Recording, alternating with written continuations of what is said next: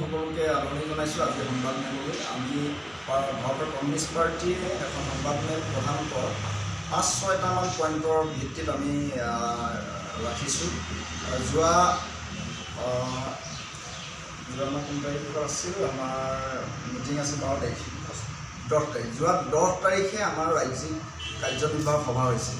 ৰাজ্যিক কাৰ্যনিৰ্বাহক সভাই আমি কেইবাটাও বিষয়ৰ ওপৰত আচলতে আমি পৰ্যালোচনা কৰি আমি কেইটামান বিষয়ৰ ওপৰত আমাৰ পাৰ্টীৰ মতামত আমি প্ৰতিক্ৰিয়া প্ৰকাশ কৰিব বিচাৰিছোঁ।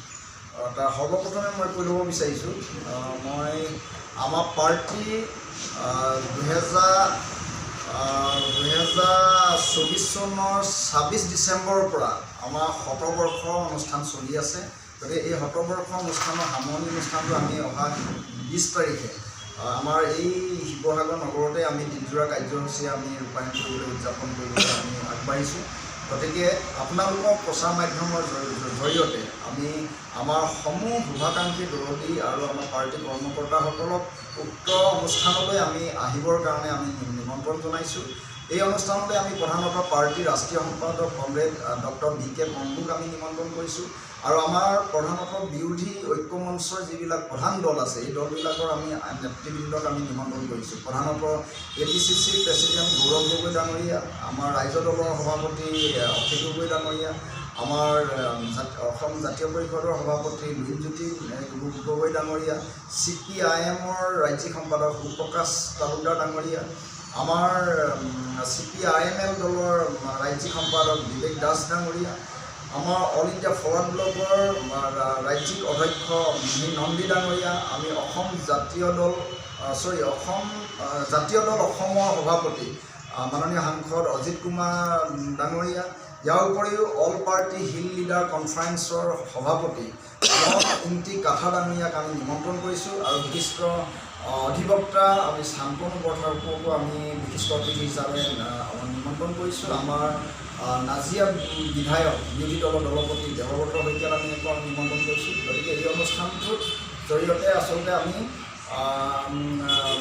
এটা দিনজোৰা কাৰ্যসূচী আমি এই কাৰ্যসূচী ৰাখিছোঁ। গতিকে সকলোকে আমি আচলতে নিমন্ত্ৰণ জনাইছোঁ আপোনালোকৰ প্ৰচাৰ মাধ্যমৰ জৰিয়তে। ৰাজ্যিক কাৰ্যনিৰ্বাহকত আলোচনা কৰি আমি মতামত প্ৰকাশ কৰিব বিচাৰিছোঁ যে যোৱা ১ ডিচেম্বৰৰ পৰা আজি পৰ্যন্ত অনিৰ্দিষ্টকালীন যি সচলত 108ৰ যি চালক কৰ্মচাৰীসকলে যিধৰণে তেওঁলোকৰ ন্যায্য প্ৰাপ্যৰ দাবীৰ ভিত্তিত আন্দোলনত ব্ৰতী হৈ আছে, গতিকে এই ক্ষেত্ৰত আচলতে আমি চৰকাৰক ক'ব বিচাৰিছোঁ, চৰকাৰে আচলতে তেখেতসকলৰ ন্যায্য দাবীৰ প্ৰতি সন্মান জনাই আলোচনাৰ মাধ্যমেৰে আচলতে তেওঁলোকৰ দাবীবিলাক সমাধান কৰিবৰ কাৰণে মানে বিবেচনা কৰিবলৈ আমি আহ্বান জনাইছোঁ, চৰকাৰক আমি দাবী জনাইছোঁ।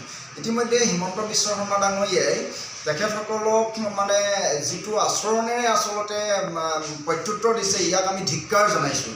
মুখ্যমন্ত্ৰী ডাঙৰীয়াই কৈছে যে আমি আন্দোলনত মানে জড়িত থকা কোনো আন্দোলনকাৰীৰ লগত আমি কোনো আলোচনা নকৰোঁ, এই ধৰণৰ কথা কৈছে। আচলতে মুখ্যমন্ত্ৰী ডাঙৰীয়াই মনত ৰখা উচিত, তেখেতে জনা উচিত যে পৃথিৱীত যিমানবিলাক আন্দোলন হৈছে, সংগ্ৰাম হৈছে, এই আন্দোলনবিলাক যিমানবিলাক ৰাইজে নিজৰ অধিকাৰ সাব্যস্ত কৰিবলৈ সক্ষম হৈছে কেৱল আন্দোলনৰ জৰিয়তে সম্ভৱ হৈছে। গতিকে আন্দোলনৰ ফলত যি মীমাংসা হয়, আলোচনা হয়, সেই আলোচনাৰ মৰ্মে যিটো মানে যুক্তিসংগত যিবিলাক মানে কথা দাবী, সেই দাবীবিলাক আচলতে পূৰণ কৰিব লাগে এখন কল্যাণকামী চৰকাৰে, গণতান্ত্ৰিক চৰকাৰে। গতিকে তেখেতে যিটো আচৰণ কৰিছে যে আমি কোনো আলোচনাত নবহোঁ, গতিকে আন্দোলন কৰা মানুহৰ লগত, আন্দোলনকাৰীসকলৰ লগত, এইটো আচলতে তেখেতৰ স্বৈৰাচ্চাৰী আচৰণৰ মানে আচৰণৰ প্ৰকাশ ঘটিছে। তেখেতে এই আচৰণটোহে দেখুৱাইছে। গতিকে সেইকাৰণে আমি তেখেতক ধিক্কাৰ জনাইছোঁ এই আচৰণটোৰ কাৰণে। গতিকে এই আচৰণটো তেওঁ পৰিহাৰ কৰি আৰু যি ধৰণে কেইবাখৰো চালক কৰ্মচাৰীক টাৰ্মিনেট কৰিছে, মানে অব্যাহতি দিছে কামৰ পৰা, ইয়াক আমি প্ৰত্যাহাৰ কৰিবলৈ দাবী জনাইছোঁ। গতিকে তেওঁলোকক মানে আলোচনাৰ মৰ্মে এইটো সমাধান কৰিবলৈ আমি দাবী জনাইছোঁ। সেইটো হৈছে দ্বিতীয় পইণ্ট। প্ৰসংগত হাৰ্থত জুবিন গাৰ্গৰ প্ৰসংগত আজি প্ৰায় ৩৫০০ বুলি কৈছে, ক'ৰবাত কৈছে ৭০০০ পৃষ্ঠা যোৱা মানে চাৰ্জশ্বিট দাখিল কৰিছে, যিটো মানে SITয়ে দাখিল কৰিছে আদালতৰ। মানে এই যি চাৰ্জশ্বিট, এই চাৰ্জশ্বিটৰ প্ৰতি আমাৰ আস্থা আছে, ঠিক আছে, এই আদালতৰ প্ৰতিও আমাৰ আস্থা আছে, জুবিন গাৰ্গে ন্যায় পাব বুলি আমি ভাবিছোঁ।